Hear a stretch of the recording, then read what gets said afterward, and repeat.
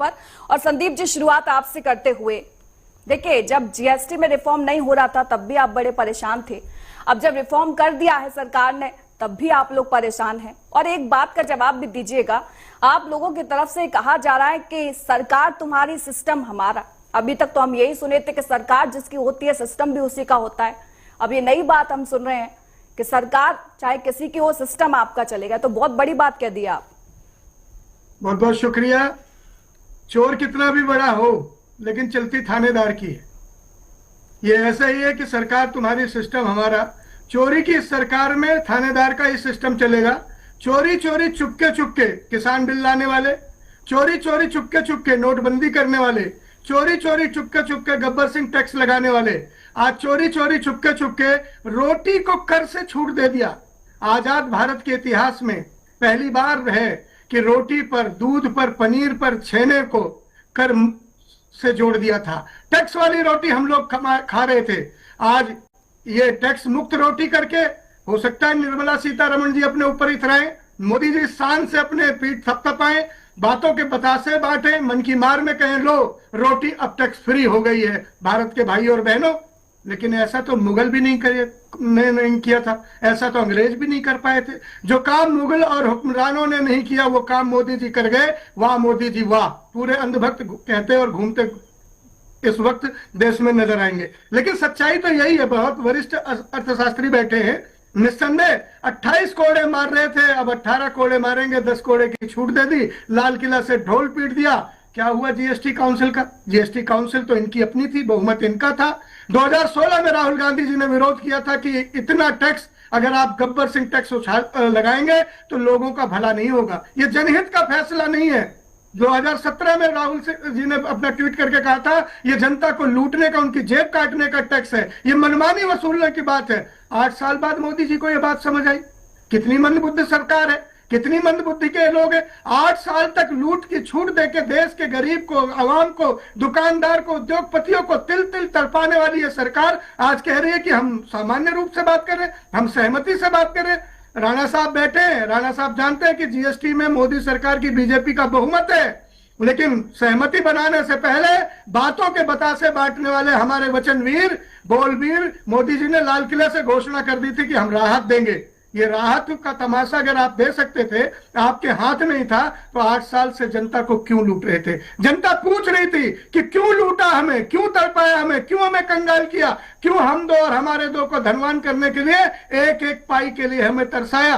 दुकानदारों की स्थिति देख लीजिए, व्यापारियों की स्थिति देख लीजिए, आम आदमियों की स्थिति देख लीजिए। साफ होता है कि जो राहुल कहते हैं वही मोदी को करना पड़ता है। आज नहीं तो कल राहुल की राह पे सरकार चलेगी। और कहते ना, चोर कितने भी चोरी कर ले, चोर चोरी से सरकार बना ले, हेरा फेरी से सरकार चला ले, लेकिन थानेदार से बड़ा नहीं हो सकता।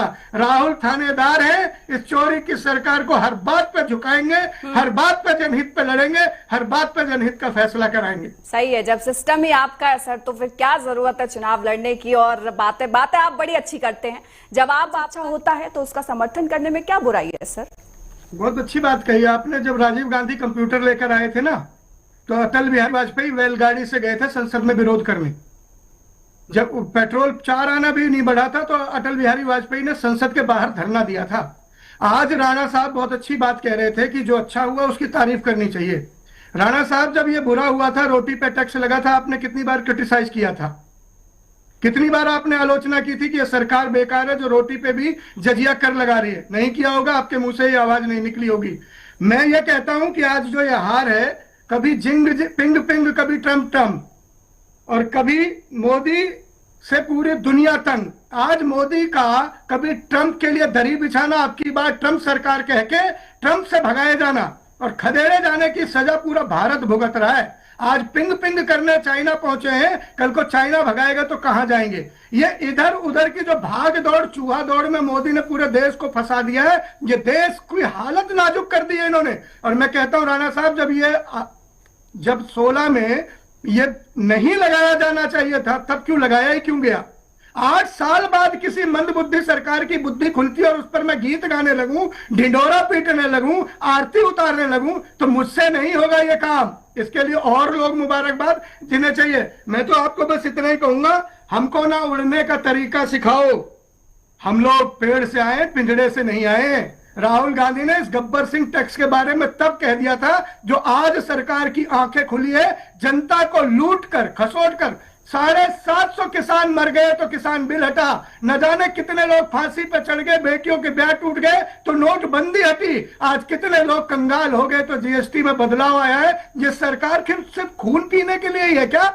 खून निचोड़ने के लिए है क्या? ये ऐसी मंद बुद्धि गिरी हुई सरकार सिर्फ गरीबों की जेब काटने के लिए क्या? हो सकता है इस पर आपको नाज हो कि बहुत बढ़िया कर दिया, वाह मोदी वाह। आलोक जी से इसका जवाब ले लें। सरकार को सीख नहीं है, अकल नहीं है, सीखने की क्षमता नहीं है, लोगों की मौत का तमाशा देखकर वापस कदम लेती है। इस सरकार को सिर्फ हाय हाय किया जा सकता है, लानत दी जा सकती है, आरती नहीं उतारी जा सकती। राणा साहब, आरती नहीं उतारी जा सकती। आपको क्या लगता है 8 साल बाद उनकी नींद क्यों खुली है? निस्संदेह जनता का दबाव है। भाजपा सिर्फ चुनाव जीतने के लिए कोई भी काम करती है, जनता को लूटने के लिए लुटेरे आए हैं। आपको लगता है कि चुनाव साधने के लिए यह किया गया है, तो आप लोग वन नेशन वन इलेक्शन का समर्थन क्यों नहीं कर देते? एक बार चुनाव होगा, बात खत्म हो जाएगी। मैंने बात सुन लीजिए, एक एक करके जवाब ले लीजिए। चोरी की जो सरकार होगी वो जनहित का सरोकार नहीं करेगी। चोर चोरी से आएंगे तो जनता के साथ चोरी ही करेंगे, लूट ही करेंगे, लूटेंगे ही। इन्होंने रोटी चुराई है, जनता का दूध चुराया है, पानी चुराया, किसानों का हक चुराया है, और लौट लौट के जब 750 किसान काल के गाल में समा गए तो ये निम्न स्तर की सरकार ने काला कानून हटाया। आज जीएसटी से जब लाखों लोग तबाह हो गए तब जीएसटी हटाइए। नोट क्यों बंद कर दी मोदी जी ने? तब तो बड़ा ढिढोरा पीट रहे थे, काला धन आएगा। कहाँ आ गया काला धन? वत्स साहब, आपको शर्मसार होना चाहिए कि पहली सरकार है जो मुगल नहीं कर पाए, मोदी कर गए। रोटी पर भी टैक्स लगा गए। ये जजिया कर लगाने वाले मोदी बढ़ेगी तो कांग्रेस खुले दिल से स्वीकार क्यों नहीं कर रही? बहुत बढ़िया बात राणा साहब ने कही कि जीएसटी एक बहुत बड़ा फैसला होता है। राणा साहब को यह भी पता होगा कि जीएसटी में बीजेपी का बहुमत है। राणा साहब को यह भी पता होगा कि किसी एक अध्यक्ष ने, किसी एक मंत्री ने आज तक जीएसटी को हटाने का कोई चिट्ठी भी नहीं लिखी। राणा साहब जब फैसला ही नहीं हो तो प्रधानमंत्री को क्या हक है कि वो पहले से ही घोषणा कर दे कि मैं ये करने जा रहा हूं? ये क्या जरूरत थी ढोल पीटने की? राणा साहब, एक बात और सुन लीजिए बहुत ध्यान से। आप कीजिए मोदी की तारीफ, लेकिन एक बात तो सिद्ध हो गई कि उम्र ज्यादा होने से कोई बुद्धि ज्यादा नहीं होती। एक बात और, जब 500 करोड़ का बजट था नेहरू जी का, तो हमने आईआईटी बनाया, आईएम बनाया, एम्स बनाया, इसरो बनाया, दूरदर्शन बनाया, ऑल इंडिया रेडियो बनाया। आज 48,000 करोड़ का बजट है। सरकार को रोटी पर टैक्स है, दूध पर टैक्स है, किसानों पर टैक्स है, टैक्स पर टैक्स है। और उसके बाद राणा जैसे अर्थशास्त्री आके कहते हैं वाह मोदी जी वाह, वाह मोदी जी वाह। किसने कहा था ट्रंप को की दरी बिछाने को मोदी के लिए? हुआ है तो उसकी तारीफ कीजिए, समय इतने की इजाजत देता है।